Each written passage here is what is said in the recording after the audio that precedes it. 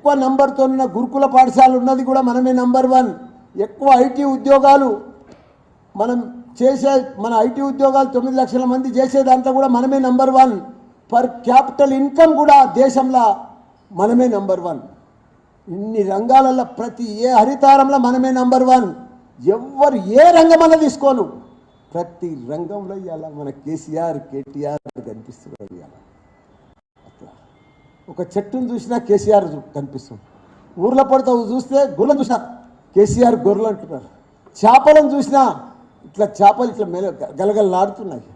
46,000 చెరువులు మన తెలంగాణలో, అవన్నీ కూడా అభివృద్ధి గొలుసు కట్టి చెరువులన్నీ అభివృద్ధి చేసిన ఘనత తెలంగాణ. కాంగ్రెస్ అంటే ఏంది? కరువు. కాంగ్రెస్ అంటే ఏంది? స్కాము. కేసీఆర్ అంటే ఏంది? నీళ్ళు. నీళ్ళు కేసీఆర్ అంటే. కేసీఆర్ వచ్చినప్పటి సంది కూడా మనకి ఎక్కడ కూడా కరువు లేదు, కరువు లేదు, వర్షాలకు కొదువ లేదు. నేనే వానదేవునికి మొక్కిన, దేవుడా వానదేవుడా సాలిగా నీళ్లు చాలు నాయన మాకు ఎక్కువైపోయినాయని మేము వానదేవునికి మొక్కవలసి వచ్చింది. ఆ పరిస్థితి వచ్చింది మనకు తెలంగాణ వచ్చినాక. వీళ్ళ మొత్తం కరువే కాంగ్రెస్ అంటే. మనకి అలా కుల వృత్తులు కుర్మ యాదవులు ఎంత మురిసిపోతున్నారు, గొర్రెలతోటి ఎంత పెంపకము, చేపలతోటి బెస్తోళ్ళు ముదిరాజులు ఒక్కొక్కరు 15,000 సంపాదిస్తున్నారు. మరి షామీర్పేట మేడ్చల్ల 15 కిలోలు 10 కిలోలు. మనకు అప్పుడు అంతే పొరక చేపలు తింటుంటాం మనం.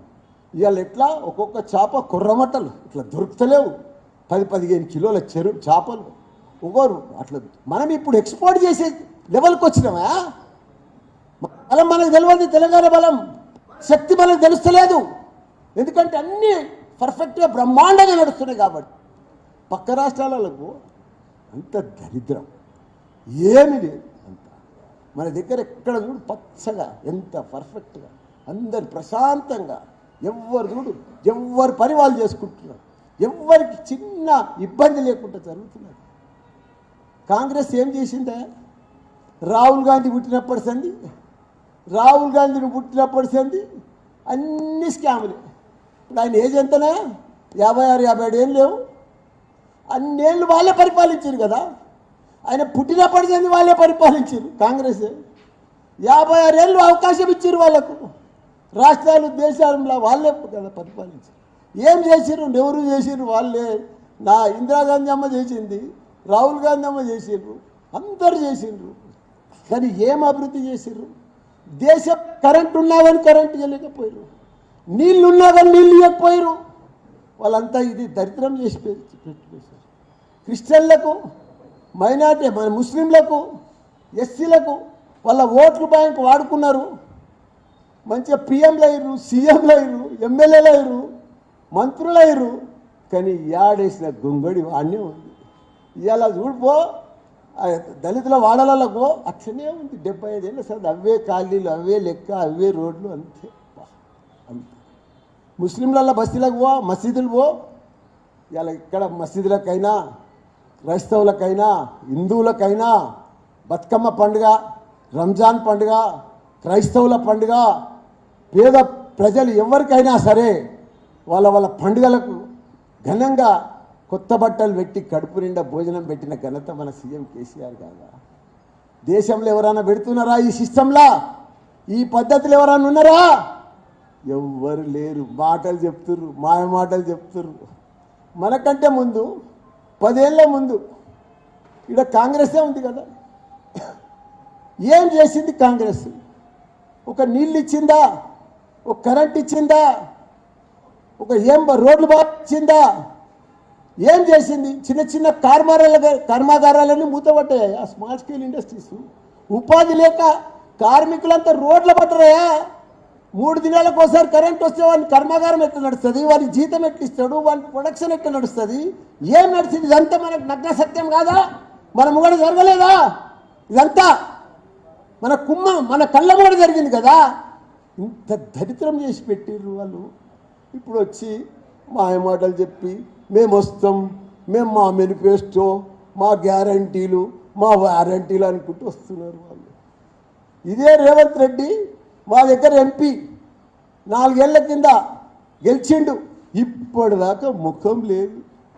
ఒక రోడ్ ఇనాగ్రేషన్కి రాలే, ఒక 10 లక్షల రూపాయలు ఎంపీ ఫండ్ ఇవ్వలే, ఒక సబ్జెక్టు మీద పార్లమెంట్లో మాట్లాడలే మా మేడ్చల్ కోసం.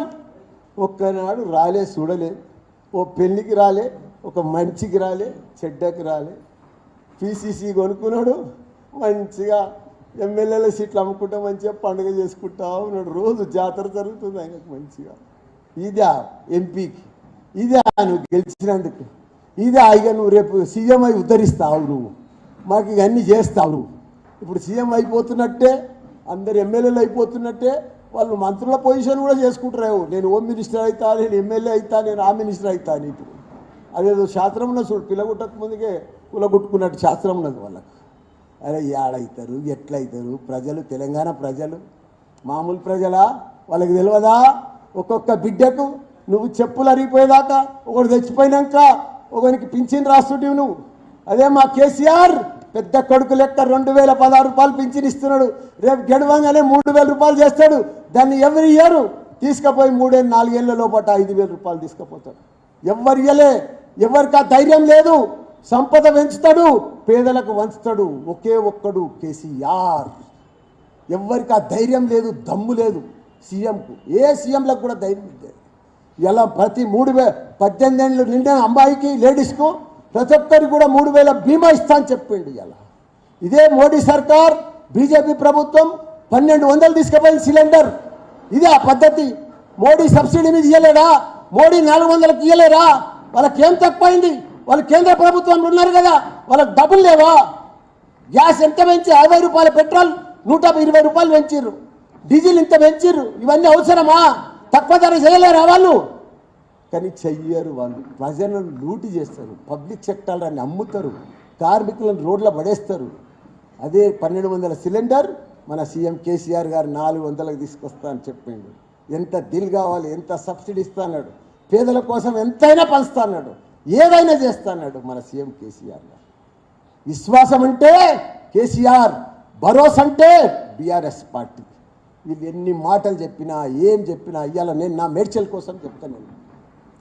నా మేడ్చల్ ఇదే జవహర్ నగర్, ఇదే కాంగ్రెస్ పార్టీ జగన్ తోటి ఇదే అది రామ్కి వాళ్ళు ఒప్పందం చేసుకున్నారు. 37 ఏళ్ళు రాసుకున్నారు. 350 ఎకరాలు రాసి ఇచ్చారు. సొంత భూమి లెక్క, పట్టా ల్యాండ్ లెక్క రాసి ఇచ్చారు వారికి అగ్రిమెంట్. రామ్కి ఆయనకు అయోధ్య రామరెడ్డి రాసిచ్చి ఉన్న జిహెచ్ఎంసీ చెత్త అంతా తీసుకుపోయి ఆడ ఏరియా చెప్పారు. 37 ఏళ్ళు మాట్లాడిస్తే ఇవాళ ఏం పరిస్థితి? 2,50,000 మంది ఉంటారు ఆడ. మొత్తం ఘోరం. నీళ్ళల్లో పొల్యూషన్, భూమిలో పొల్యూషన్, వాతావరణంలో వాసన. పిల్లలకి ఇట్లా ఒక్కొక్కరికి స్నానం చేస్తే పొక్కులు వస్తున్నాయి. ఒక డ్రైనేజ్ లేదు, రోడ్లు లేదు, ఇదంతా కూడా మీద చెత్త కుప్ప.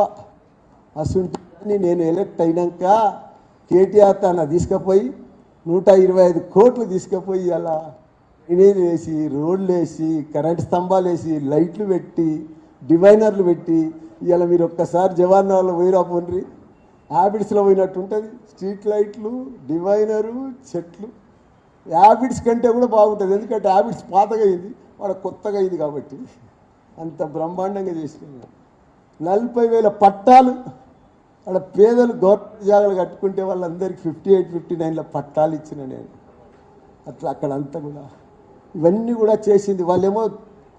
కాంగ్రెస్ ప్రభుత్వం చెత్తకుండి తీసుకపోతే మా కేటీఆర్ గారు ఏం చేసిండు గుర్తా? చెత్త పేద ప్రజలకు బీమార్ అవుతుంది. అది దమ్మాయిగూడెంకు, నాగారంకి ఇదంతా కూడా ఎఫెక్ట్ వస్తే అదంతా కూడా 500 కోట్లు పెట్టి, కరెంటు ప్లాంట్ పెట్టి, కొత్త టిప్పర్లు పెట్టి, రెడీ మిక్స్డ్ మాదిరిగా టిప్పర్లు చెత్త అంతా లోపల తీసుకుపోయి బయట పడకుండా మన రోలర్ మాదిరిగా పెట్టి అవి తీసుకుపోయి ఇప్పుడు అలా డైరెక్ట్ చెత్త వచ్చినట్ల మన కరెంటుకు పోతుంది, కరెంటు ఉత్పత్తి అవుతుంది. అందులేదన్నా మురికి నీళ్ళు వస్తే అవి వస్తే దానికి ఫిల్టర్ కోసం 250 కోట్లతోటి ఆ ఫిల్టర్ చేసే వాటర్ ప్లాంట్ కూడా పెట్టిండు. అవి కూడా నడుస్తున్నాయి, ఇప్పుడు స్టార్ట్ అయిపోయింది. దానికి తోడు ఉన్న చెత్త కుప్పకి ఏం చేసిండు? 144 కోట్లు పెట్టి, పేపర్ క్యాప్ పెట్టి, దాని మీద మట్టి పోసి చెట్లు పెడితే అది గుట్ట లెక్క తయారైంది. ఇప్పుడు వాసన రాకుండా చేసింది. ఇవన్నీ కేటీఆర్, కేసీఆర్ చేయలేదా? ఇవన్నీ జవహర్ నగర్ అభివృద్ధికి కాలేదా? ఇట్లా 10 మున్సిపాలిటీలు నాది. దేశంలోనే నంబర్ 1 నియోజకవర్గం అని ఏదైనా ఉందంటే అది మల్లారె మేడ్చలే. ఎందుకంటే 61 గ్రామాలు, 7 మున్సిపాలిటీలు.